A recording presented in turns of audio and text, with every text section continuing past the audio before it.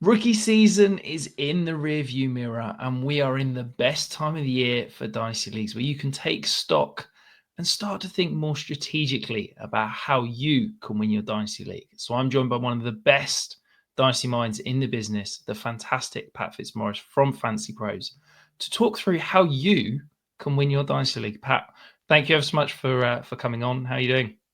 Doing great, Rich. Thank you for having me back. It's always fun to catch up with you. And yeah, it is we are past the rookie season, aren't we? It seems like, I've been talking about rookies nonstop for 4 months. So it is kind of nice to have a little break. Yeah, I love this time of year. It's the time of year where I can really get stuff done, think big picture, and kind of get some guests like yourself on, where we can have some more theoretical conversations rather than arguing about which round five running back is going to be the breakout star this year as such. But yeah, we're going to start big picture, Pat. So how to win your dynasty league. So look, we can talk about it back and forth, but the basic is that when somebody is trying to contend, trying to push those chips in, the obvious move is you trade kind of young players, future capital, in order to try and get some win now pieces to try and secure that title. That's the most traditional way to be aggressive. But how aggressive is too aggressive? Do you have a line that you won't cross when it comes to trading away future assets or young players as such?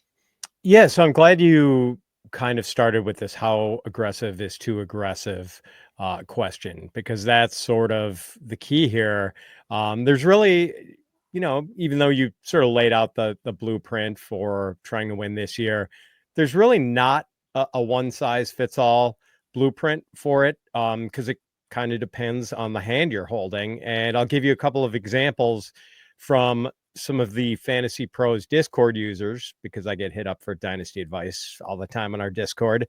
One person was asking me the other day what they should do to improve their chances of winning a championship in 2025. And he posted his roster, and I had to pick up my jaw off the floor because this team was absolutely stacked. It was like Jamar Chase, Bijan Robinson, Malik Neighbors. I think he had Lad McConkey, Joe Burrow, Trey Oh, wow. McBride, Josh Jacobs, Devontae Smith. Yeah, it was just this ridiculous roster, and also a pretty young roster overall. And I told this person, just hold tight, man.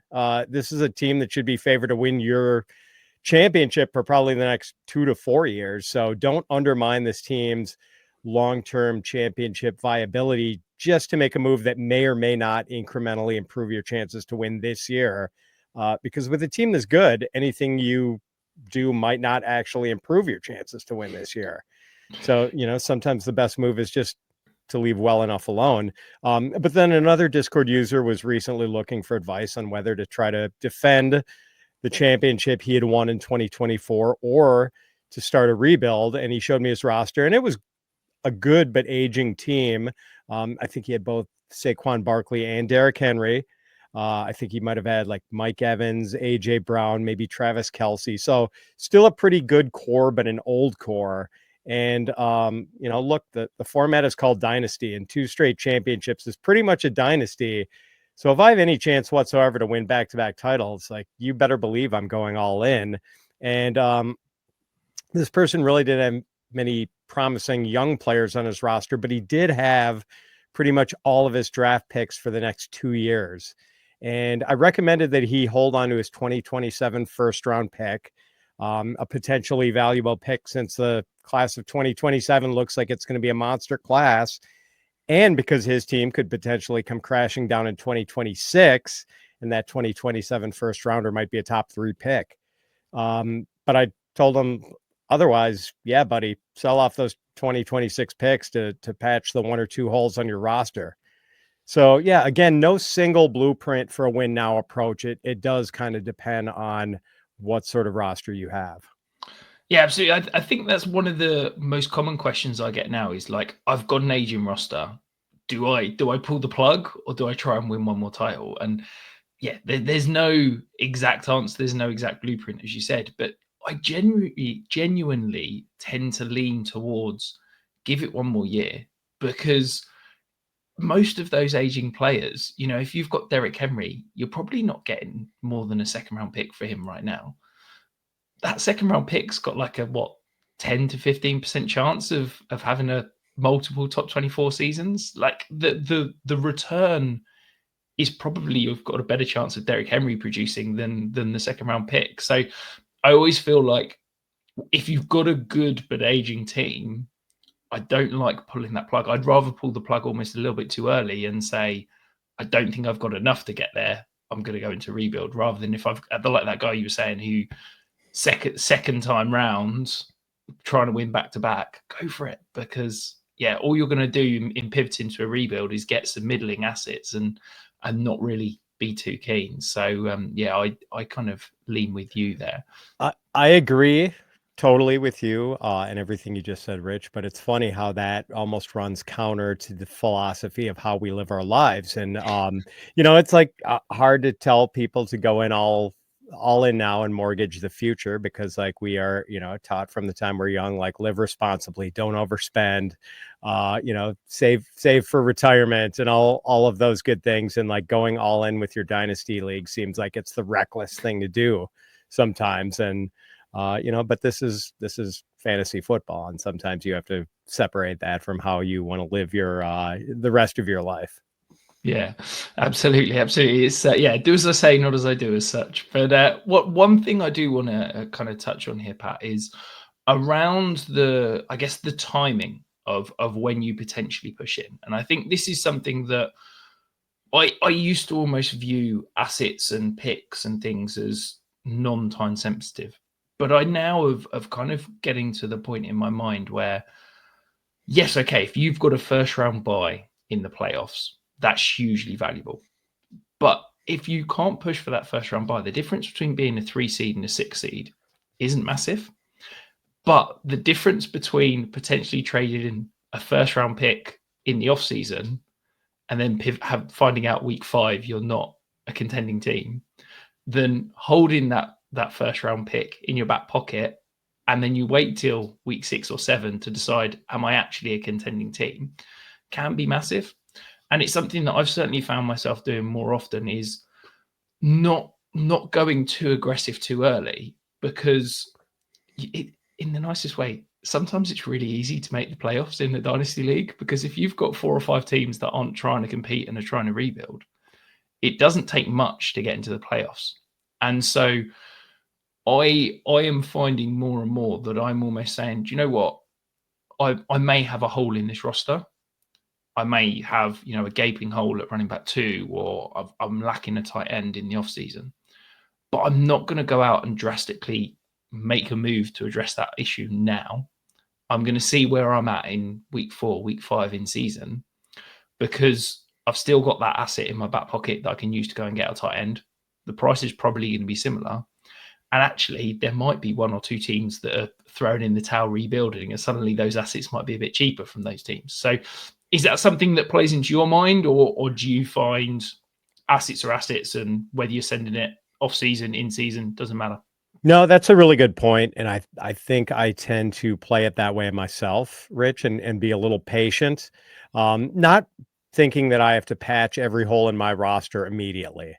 And some people are really restless and want to do that. Like if they have a glaring roster hole, they don't have a top tight end, for instance, like they just can't sleep until they figure that position out.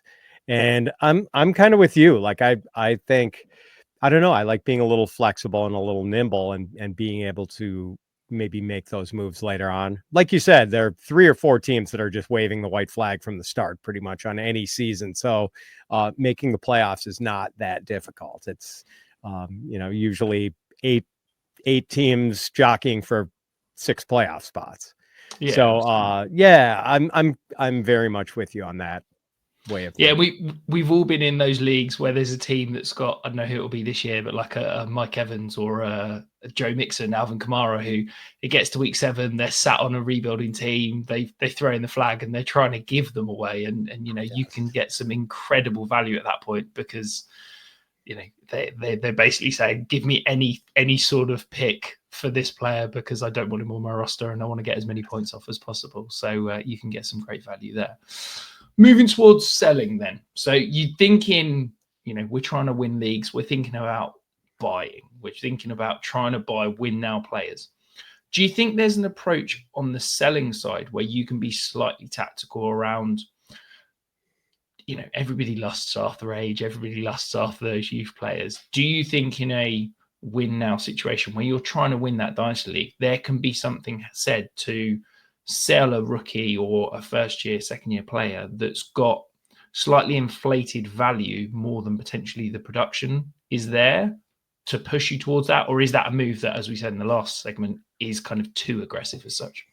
Yeah, I mean, I suppose you have the perfect player for your art here, and a guy coming off an 18 touchdown season who's young and like has shown all throughout his career that he was going to be a useful fantasy asset, but now his value is probably at the bubble right now. That bubble is going pretty it's pretty inflated, and it just might burst if he actually stretches out this contract impasse all the way into training camp. But that's kind of it. Like, if you're selling, you need to find someone who is in step with you philosophically on the value of the player you're trying to sell. There's no point to me trying to sell someone on the possible future value of Zach Charbonnet if they're just not that into Zach Charbonnet. But like, if someone understands that, hey, the Kubiak Rick Dennison combination has been running game magic dating all the way back to the 1990s when it was Clint Kubiak's dad, Gary, working with Rick Dennison in Denver, and the Broncos were routinely churning out guys, 1,000-yard rushers you'd never heard of before that season.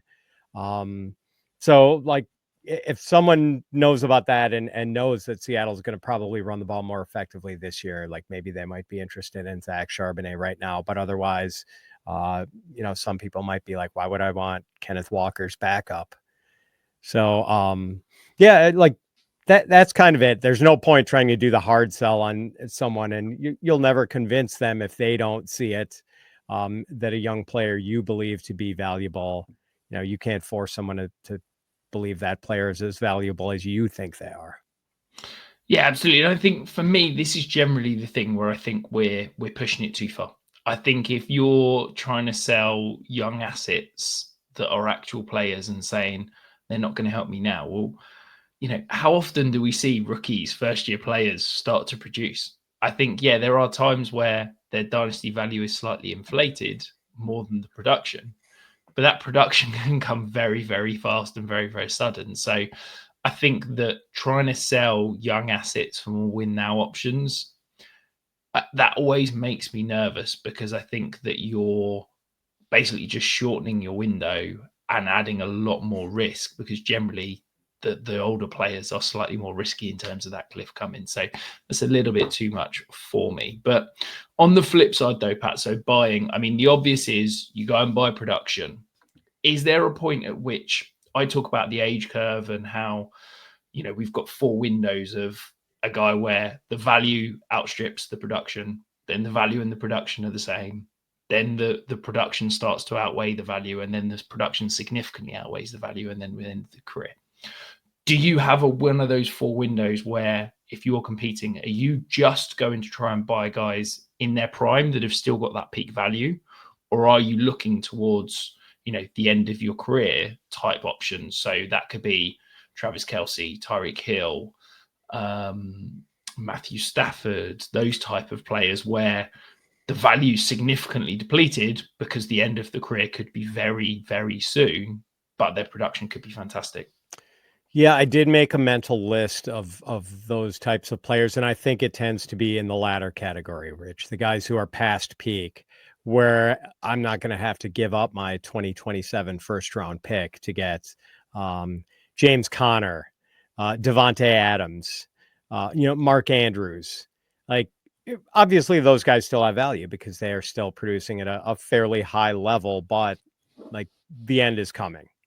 And the sellers know the end is coming. And so they are motivated to try to get something, as long as they're in rebuild mode. Obviously, there are contending teams in your league that have those players on the roster. But, I mean, those are the targets, I think, the guys who are approaching the end of their career and are sitting on teams that are not ready to win now and, are probably not going to win those fantasy managers any dynasty championships. Yeah, and if you're looking to buy those type of players, now's probably your last window to get them at a discount, because as we get towards August and September and people get into redraft mindset, those players will start to increase in value and teams will start to hold on to those. But whilst we still got a few days left of kind of rookie season, rookie hype, it's incredible the price that you can acquire somebody like a Tyreek Hill, or as you said, James Conner, someone like that right now. They are significantly depleted. And Dallas Goedert, as you can see on screen, he's been one of my favorite buy candidates because the price is absolutely ridiculous. Outside the top 20 in tight ends in ADP at the moment. And it seems slightly ridiculous for given the production he's had over the past few years. Yeah, and he was good even when healthy. Well, he wasn't often healthy last year, but when healthy, he was good, despite the fact that the Eagles were the run heaviest team in the NFL. If that were to change at all, that could certainly spike his value a little bit higher even. Absolutely. And there's significant contingent upside in, if AJ Brown or Devonta Smith get injured. Yes. Dallas Goedert's, target share and production is certainly going to spike very, very quickly. But moving on to, I guess, valuating and making those trades, making those kind of things. I've got on screen a screenshot here from Keep Trade Cut.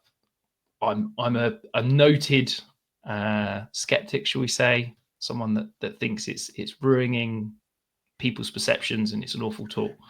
However, do you think there is some potential tactics and potential upside to using these sort of tools and the way that they work in order to potentially gain a slight loophole, a slight advantage in trying to build your win now teams?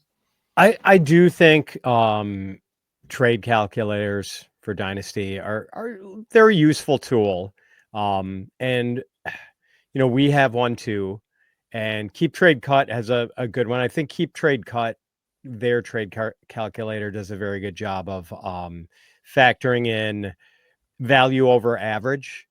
Like most trade calculators that simply assign players a value, and they could make it seem like trading Jamar Chase for a package of 6 players is a good idea because those values total up to higher than Jamar Chase's numerical value, but that's not how it works. I mean, you only have so many roster spots. You want to maximize your value over average, and perhaps there's no one who gives you more value over average than Jamar Chase.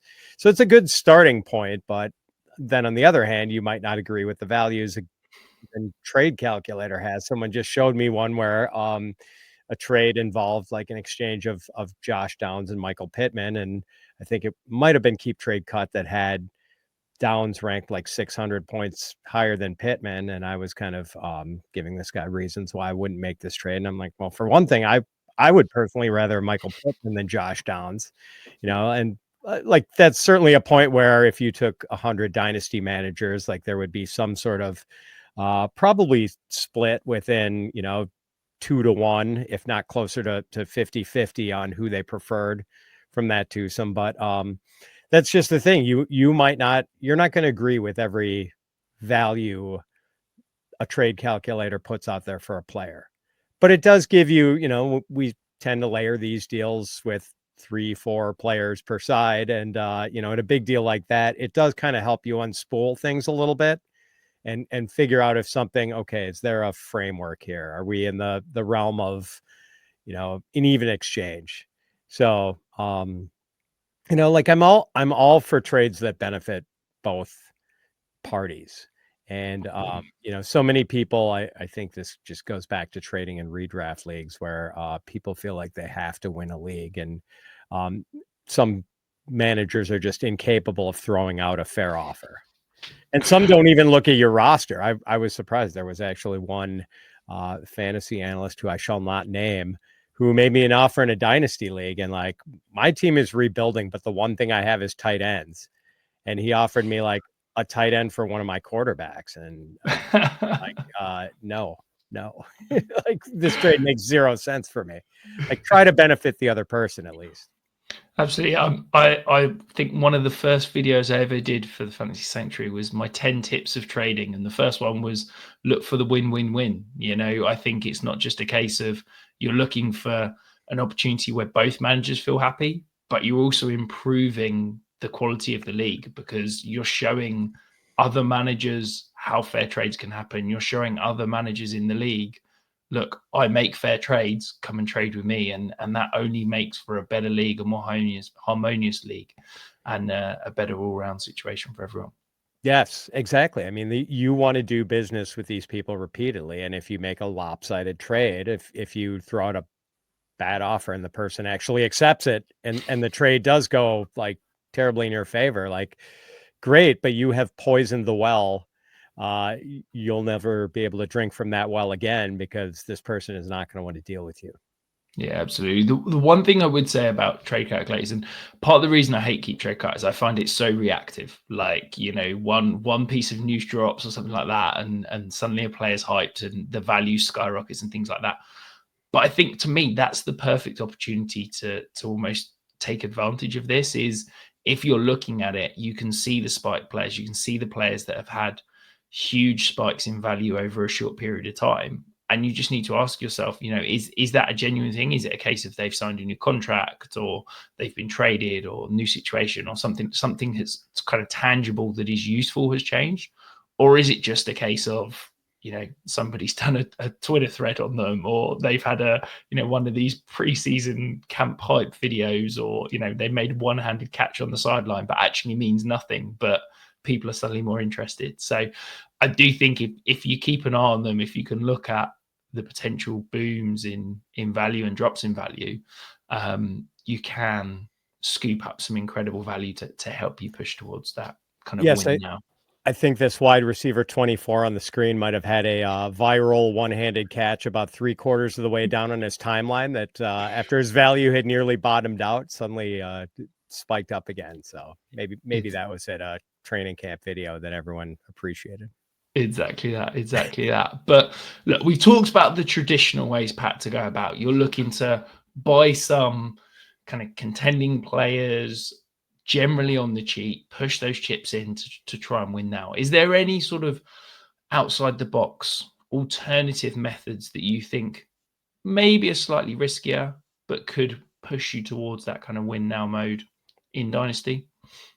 I don't know if this counts, but like one thing I will always consider, obviously you're generally trying to trade these players who might have more value to a rebuilding team than they would to you. Someone like maybe Anthony Richardson, if he isn't actually playing, but might still have a future, or, Ray Davis, who's playing behind James Cook, or Roma Dunze, who's in kind of a crowded situation, but was a top 10 pick. But one idea is like, you can always trade a guy who has immense value to you now. You can be a contending team and include Jamar Chase in a deal. Now you're basically going to be wanting every valuable asset this rebuilding team has, but you are giving this person a cornerstone on which they can start their rebuild in earnest. And so I don't know if that counts, but I found that, when I'm the rebuilding team and someone's looking for my assets, generally they're not offering me anyone who has value, tangible value right now. But I think that should kind of be part of your arsenal. Be willing to give up someone who does have value now, a Bijan Robinson or Jamar Chase. But of course, you are going to want every last bit of present value this other person has. And, you can get an enormous return sometimes if you're willing to give up a star, a young star. Yeah, no, I think that's a very valid option. I think I've got two that I'm going to potentially throw at you. I think, my first one is don't get obsessed with win now options now, if that makes sense. Don't be scared to take on a 2026 second round pick or a 2026 first round pick now, because in season, as I said earlier, as you get towards those trade deadlines, that's kind of extra capital in your pocket that gives you that kind of extra ability to go out and find a player that could potentially swing the league. I play in all of my leagues that I commission, and the most of the Dynasty leagues I play in have no trade deadline. So if you get into the playoffs, if you win the first week, you can have a couple of first round picks in your back pocket that you can then trade. And that can swing the whole Dynasty League and swing the whole playoffs massively. Because at that point, if you're in the semi-finals, there's only 4 teams that are trying to win a title. There's another 8 teams who are sat there twiddling their thumbs looking to 2026. Suddenly, those 2 first-round picks that you got in your back pocket are even more appealing at that point. So, yeah, I think my advice is, take a holistic view, take a long-term approach. Don't always just have to view things in the here and now. What do you think about that one? I like that idea that even if you are a team that considers yourself a contender, to look for ways to possibly acquire draft picks that might help you, flip them into more valuable present term assets. So I like that idea. Yeah. And then my last one is, I talk about risk profile when we're talking about dynasty teams. And I think that, the better your team, the less risk you should embrace in terms of, if you are an absolute bona fide contender, the team that you said at the top of the show that's got Chase, Bijan, Devonta Smith, like absolutely loaded top to bottom. I want to embrace as little risk as possible because as far as I'm concerned, my team is loaded. I don't need to take risk to chase the upside. However, if you're that second tier contending team where, maybe there's a team that's built like that, that's got an amazing team. Maybe there's, a couple of good teams and you're that sort of third or fourth team as you look at it. That's the point at which I think you need to be trying to embrace as much risk as possible, as much upside as possible, to try and push you and sort of say, look, I'm not a favorite here. For me to win a title, yeah, I can trade away the first round pick or whatever, but one player is not going to make a difference. So can I increase my risk profile to try and chase that upside? So, some of those players I think at the moment that have got a huge range of outcomes, Rashee Rice, Jalen Waddle, Chris Olave, they're all depleted in value for one reason or another. They could all have bad seasons. Chris Olave could potentially be one hit away from his career finishing. Jalen Waddle had a really down couple of years, but the first 2 years in his career are absolutely mind-blowing. I'd be actively looking to try and acquire those sort of players who I think, yeah, there's a chance it might not pay off. There's a chance I might not win a title. But Chris Olave, Jalen Waddle, if they hit their 100th percentile outcomes, they're potentially top 5 wide receivers. I'm not having to pay that price to go and get them. So I'd be more willing to take that sort of risk and go and chase that rather than just going and getting, the old veterans, Devontae Adams, Tyreek Hill, stuff like that. Maybe you can flip yourself into a true contender by embracing that risk. I completely agree. That team I mentioned at the top of the show with Jamar Chase, Bijan Robinson, Malik Neighbors, that's not the team that should be trading for Chris Olave or even Christian McCaffrey. But the other team, the older one that's with Derrick Henry and I forget who else I mentioned on that team. Mike Evans. I think they might have had who's the Saquon.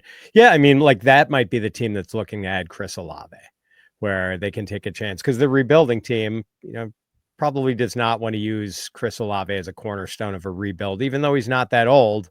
The concussion issues are scary, but for a short window, team trying to win now, like risky, but maybe a little less problematic because you only need him to stay healthy for maybe 6, 7, 8 games down the stretch in your season.